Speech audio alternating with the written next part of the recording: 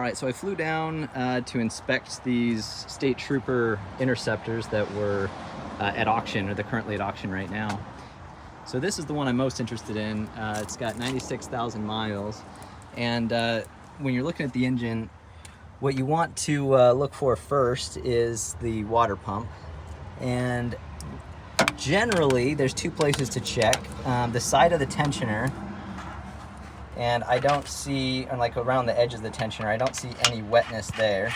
And then the other place to look, which is hard to tell on this one because it has a skid plate on it. So right there's the air compressor, or the AC compressor, and there would be orange or yellow coolant dripping off of it, and it is not. So this one, the water pump seems to be fine.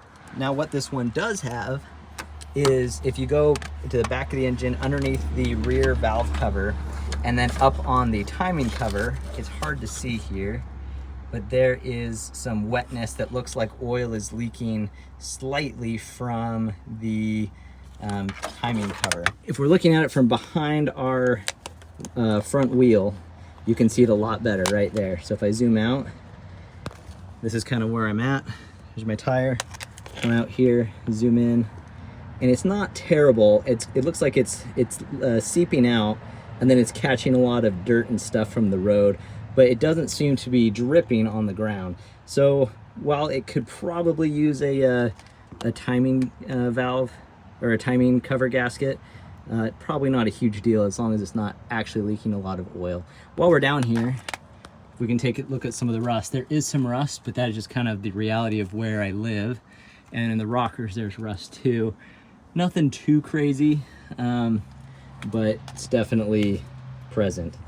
All right, now if I come and check the oil,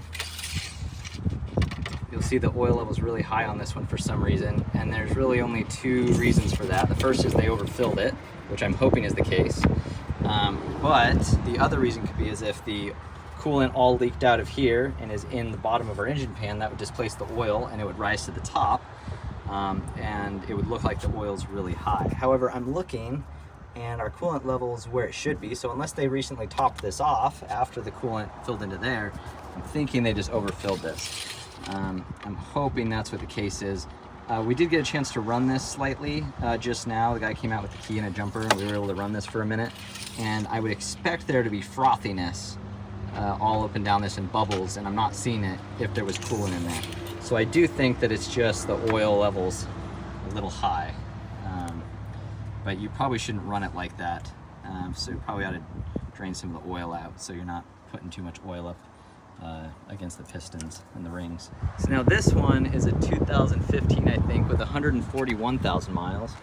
And if we look under here, right off the bat, the coolant looks fine, or the oil looks fine.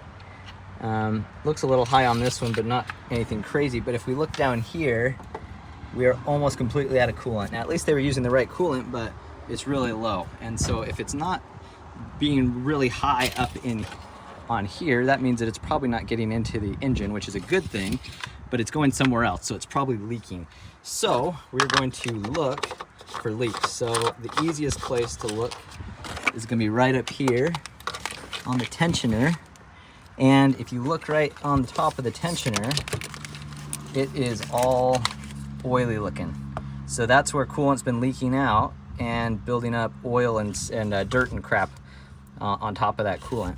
Now if we go up underneath, and we're gonna look for the AC compressor, and you can see it is all sorts of wet. Now there is green there, and we know that that's not the color of the coolant. That's PAG oil. That's AC compressor oil. So this thing's AC probably doesn't work either, or it's about to burn out because it's running out of oil. Then if you look a little further back, if I can spot it, there is, it's kind of hard to see on video, but there's an actual orange liquid right there. That's your, that is your coolant, and you can see it's just all over the place. So this one is a leaking or a weeping water pump. The water pump probably hasn't quite failed yet, but it is on its way out, and that's going to be an expensive repair real quickly. Plus the AC and being 150,000 miles, this thing is just, this one has pretty bad rust too. This one's just a a money pit. I would stay away from something like this. Now, if we go back behind the front tire, this one also has the same leak of the timing cover, but it is a lot worse. And I can't tell because this is a gravel that's already wet if it's leaking on the ground, but this one, like I said, this one's just seen a lot of wear, and I don't know how many hours are on this thing, but about 150,000 miles. So this is probably one to pass on. Now, kind of less mechanical, a little bit more comfort-wise or cosmetic-wise. If you're trying to figure out if you have sync or not, if you don't know, sync is the Ford infotainment system. If you want to figure out if you have it or not, which essentially would be if your vehicle is Bluetooth. Like my 2013, if you've seen my videos, does not have sync. But it has this aux button up here, just like mine. This radio looks exactly the same. But if yours has sync, it will have steering wheel phone buttons. And I think if it's just radio buttons, or if it's like the 1, 2, 3, 4 buttons, you don't have sync, I think. But if you have the radio buttons, or if you have a USB hub, which this one's all torn apart, but right here's a USB that's for the USB hub. The panel's missing. Oh, it's back here. There it is. So this hub, if you have this with the USB port, then it has sync. So this one has sync, and this is what it looks like in the 13 to 15s. And if you have a 16 to 19 Explorer, the sync buttons look like this. So it's a little bit different of a layout, but it's still the steering wheel buttons for the hands-free calling. And then there'll be a similar port sync hub with the USB, which right there, we've got it. Another thing to look for, so in officer training school, they train the officers to, when they get out of their cars, to pop the door and kick right here to open the door. And they do that all the time when they're doing traffic stops or they need to get out of their car real quickly. This is a really high area for rusting. So when you're getting one of these, it's really normal to have rusting like this. You don't need to worry too much because you can just repaint this lip. When it becomes a problem is if it is rusting down behind this crack, and you can see dirt and stuff builds up in there. If you get rusting behind there coming out, it's going to be near impossible to correct without changing out the door skin or cutting into it in section, which is kind of a headache. Not the end of the world, but something to look for in high rust areas especially. But I've yet to see an Interceptor that's spent any time in service that doesn't have this wear right here, which is totally to be expected. Here's something that I haven't run into a lot, but it's kind of cool, and you might have heard that they have ballistic panels in some of these Explorers. Most of them don't. They had to order it separately or install it aftermarket. But right here we have our little sticker, which could be removed, so if it's not there, that doesn't mean you don't have it, but there's a good indicator that it has the ballistic panel. And I noticed that if you shake it, or when you close it, you can hear an extra rattle, almost like it would when the door or when the windows roll down, compared to this one, and you don't have that rattle.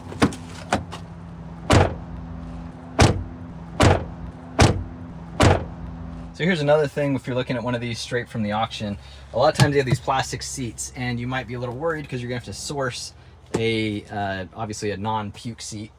And but the good news is that a lot of times these are actually just covers, and the way you can tell is you can actually see that it's just a shell. You can actually fit your finger around here and see that it's thin plastic, and you can see it's just going over. This one is just a cover, and it has the factory seat belts, and if you look at the seat belts down in here, you can actually see and feel the vinyl. And I'll show you what it looks like in one that it's not installed. So this is what it looks like with everything removed. And so they've obviously already removed the cage in this one, and they took the cover off, or for whatever reason they didn't have it in this one. But it looks like they just removed the cage because the bars are down there. So this is what is underneath those seats. And like I was saying, the seat belts are sticking out right here, and you can feel down and feel this like neoprene material, or if your fingers are long enough, you can feel this vinyl, and that'll tell you. And the nice thing is if they've had covers on them, these seats are going to be essentially new. So they may be kind of gross down in the cracks where stuff could have gone down there, like throw up and who knows what else. But point is, most of the time these should be pretty decent seats. And I've heard that you actually can install headrests in these. I haven't done that myself, but I've heard that there's a way to do that. I don't know how much modification that is required, but you can use regular Explorer headrests and the retention clips and the metal bar in here, but you have to cut back this and get back into the foam. But you can add headrests. But these seats, they're not terrible, but they're definitely not like the regular Explorer seats. They're a lot flatter, a bit more utilitarian than the regular luxury seats in Explorer, but not too bad. So the battery's back to dead now, but we did find it only had 4,000 hours on it, which is actually pretty stinking good for one of these vehicles. And then of course this one has the ballistic panel. The condition's not terrible. It does have sync. You know, other than that valve cover or that timing cover leak, everything on this seems to be pretty good condition.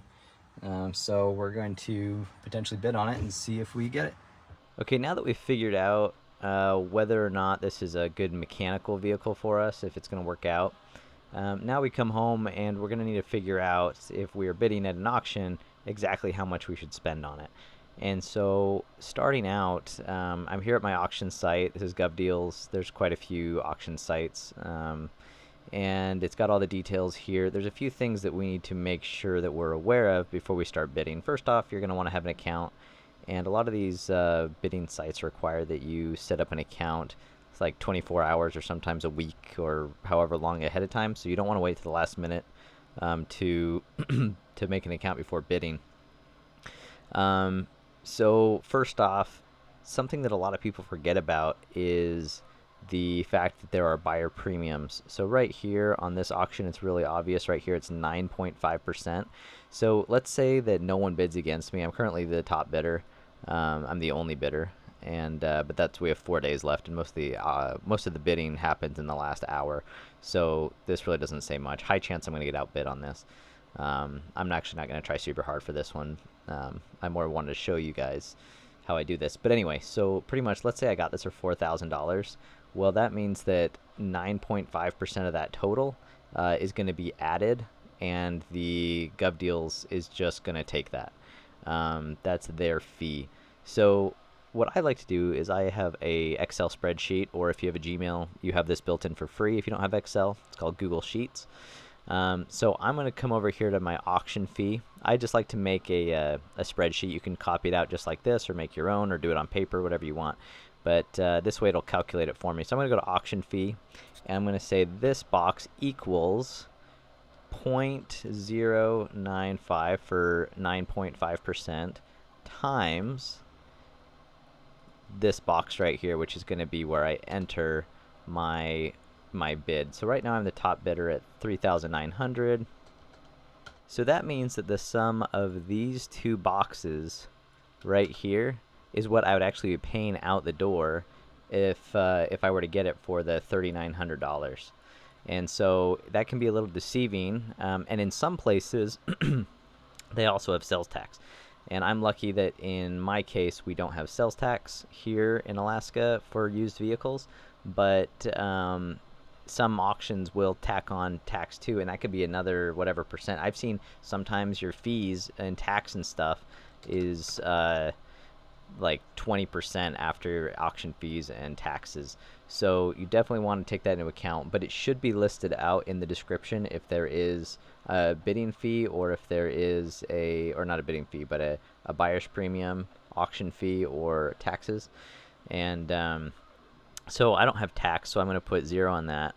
Now, in your state, you may have state inspections like safety inspections or emissions. I do not, but that's probably going to run you $40 or however much it is in your state. So I don't have that, but you would probably want to add that in, because obviously you're going to need that. Now, in my state, for vehicles over 9 or 10 years, or actually I think it's 8, I can't remember. I don't have, you get lifetime registration, so I don't have to renew this every year. And I think the 17 will just be within that, so it's less than 10. But anyway, so my registration fees, I want to say, is like $150. It might be 200, I can't remember. But you're going to want to figure out what it is. For example, in Utah, they go off of value of the vehicle. So, if this vehicle, you bought it for $8,000, it could be quite a bit more, like $600 or $700. Now, almost every single time you're going to need a battery for whatever reason, the batteries are just shot on these things because of the high drain, I think. In my case, I'm going to try to charge the battery, but I'll probably need a battery, and that's probably going to run me about 150 bucks, especially if you get them from Costco. Costco doesn't have the greatest batteries, but they're fine. In my case, they're coming only with studded winter tires, which I cannot drive in the summer legally. And also, I don't really like the wheels. Some people do, but here in Alaska, the steel wheels rust out. So I'm probably going to want to get new wheels. I like to go to Facebook, and so here's an example of some Explorer wheels. They're pretty base XLT model, but for example, someone sold these. I bookmarked this a while ago, and I'm kicking myself I didn't buy it. But somebody bought this for $80 or sold it for $80. And so that would have been a sweet option. You could have painted these. It looks like they're a little scratched up. Or, in my state, I don't have a ton of options. But when I was living down in Utah and Arizona, it was really common to find factory takeoffs that had wheels and tires that were in good shape, that had a lot of life left on them. Like I said, right now I don't have a lot of options, but it's a good idea to look in your state, and usually you can get them for $500 to $1,000 for almost brand new wheels and tires. And it's good to keep in mind that on these vehicles, we have the same pattern as the 2020 and newer Explorers. So anything from 2011 to 25 is going to bolt right on. You might want to double check the tire size, but wheel and lug patterns, they're all the same. So you can get brand new 2025 factory takeoffs and bolt them straight onto your older Interceptor. Tire pressure sensors might be different. I haven't gone down that avenue. But I'm probably going to spend probably at least $1,500 if I get wheels for $500 used, and then if I go get a new set of tires, probably in the $1,500 range. Maybe a little bit more, maybe a little less. We'll see. Now, I want to paint my hood, but I will do the work myself, and I already have the paint. I can usually get this done for about $250, even if I didn't have the paint and everything. For me, it's going to essentially be free this time around, but if you were paying somewhere else, you might pay around this or a little bit more if you unbolt the hood and take it to somebody. Anyway, you can get creative with this or just leave it alone if you like it. Now, for interiors, we're obviously going to want a new interior because it doesn't have a console. It's got real basic police stuff. I like to have a third row seat. So what I do is I go onto Facebook Marketplace and I look up Explorer parts, and I look for someone that's parting out Explorers. And so, for example, see, these people have the price unit 1, 2, 3, 4, 5, 6. They're obviously parting these out. Now, I reached out to this guy, and this is a 2017 Interceptor, so I would prefer to have a 16 or newer to have a lot of the parts matching. And this guy, I think, was parting this out. It's been parting it out for quite a while, a few months. And I reached out to him and asked him if I could just buy the whole vehicle, and he said I could buy the whole vehicle for $800. And it has some parts missing. I think he said the armrest is missing. I'll have to source that elsewhere. I wanted the tailgate from him, and he said he has it, so that's great.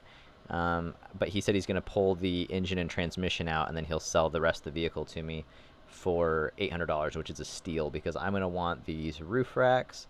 I'm going to want this A-pillar.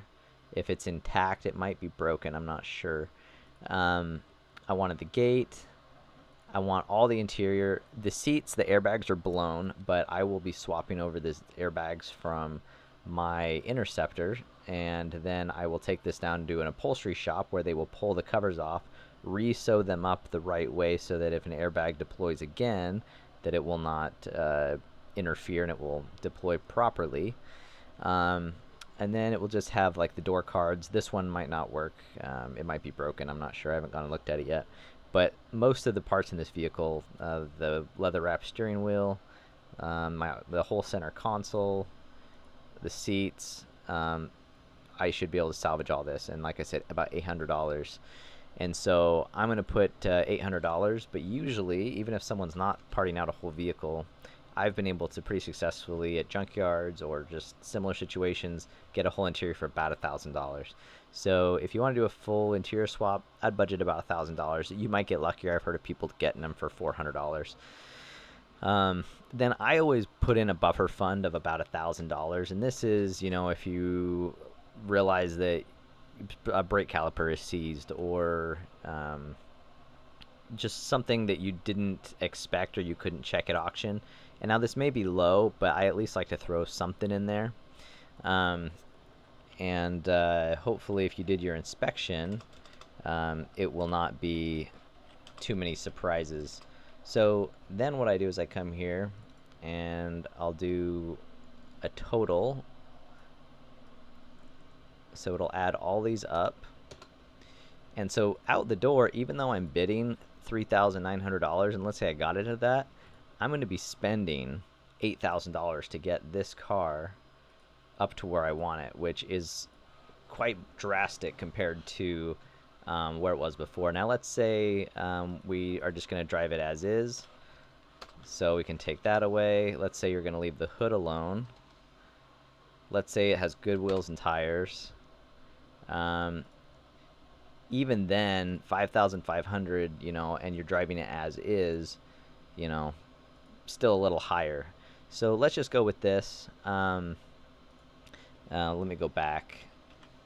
Now, what I can do now, because I built this up as a formula, is I can go in here and say, okay, well, let's say it goes up to $5,000, and I bid $5,000. What am I actually going to be paying? So $9,325.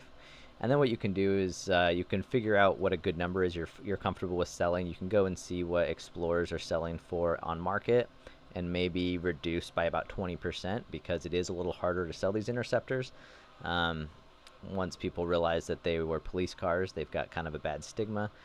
So if you're wanting to flip it, for example, I would take whatever comparable Explorers are selling for in your area minus 20%, 20 to 40%, and that's a good guide. But you know, if you're just want to drive it for yourself, you just need to figure out what a good number for you to spend is. And then once you figure out, let's say I didn't want to spend more than $10,000 to get a real nice looking Explorer, everything done. So that means I can go to like about $5,500. Now I know that if I come in here and put in $5,500 into my auction, I can just bid, leave it alone, and the way this works is it will take the lowest possible bid and it will auto bid you up to your max. So you don't need to just sit here and babysit it and just keep upping the bid slightly. You can just put your max bid in, walk away, and the auction will just by default try to get you the lowest price possible. And it will just go up as people bid against you. So my advice to you is, once you figure out all this number in your spreadsheets, put your max bid in and just leave it alone, because it's real easy to get emotional with these things. And before you know it, you know, you spend $7,000 on it. And now you're going to be, you know, in the 5 digits to get it all ready to go. So that's how I buy these things. I try to take the emotion out of it. Hopefully this is good information for you when you're making a purchase like this or considering it. The more research you do, the better. So thanks for watching.